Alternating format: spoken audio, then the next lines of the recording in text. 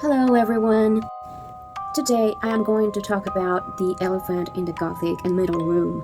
First of all, let me tell you that my first language is not English, so bear with me if any mistakes or mispronunciations. It's a pity that my first post in English has to be this one, but I see it as mandatory. I am sick and tired of the people who are trying to hijack our subcultures, to turn them into political pamphlets.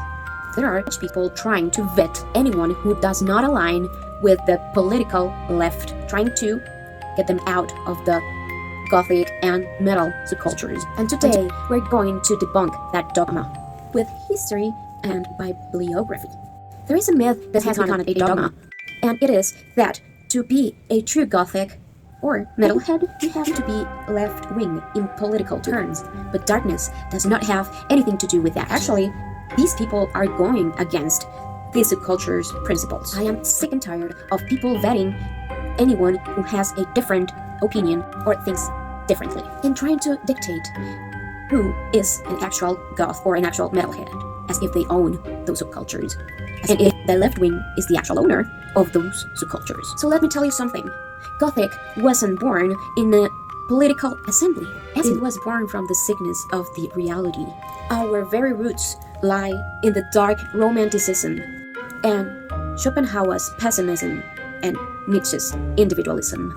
While punk movement looked at the streets, the Gothic movement looked inwards, seeking the sublime, which is part of the 19th century romanticism. It is an aesthetic and philosophical rebellion, not a government platform. If not, what are we going to do with the names, famous names, that make the current speech uncomfortable? From Michael Graves, who actually is openly conservative, to the fact that Ian Curtis voted for Thatcher, or the intellectual cynicism of Andrew Eldridge from Sisters of Mercy. And what about the apolitical provocation of Susie Sue? Neither they, nor Peter Steele, nor Dave Mustaine fit into the mold these betrayers are trying to force on us today.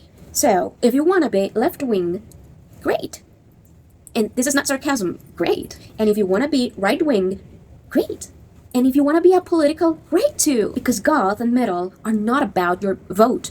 Gothic is about your soul and your passion for darkness. The problem is not your ideology. The problem is those betrayers trying to force you to think like them, which is actually against all foundations of Gothic and metal. And now I know there are people coming to the comments saying, oh, everything is political. So I am telling them then, if everything is political, then nothing is art. And what is going to remain is just the propaganda. So guys, this message is for you.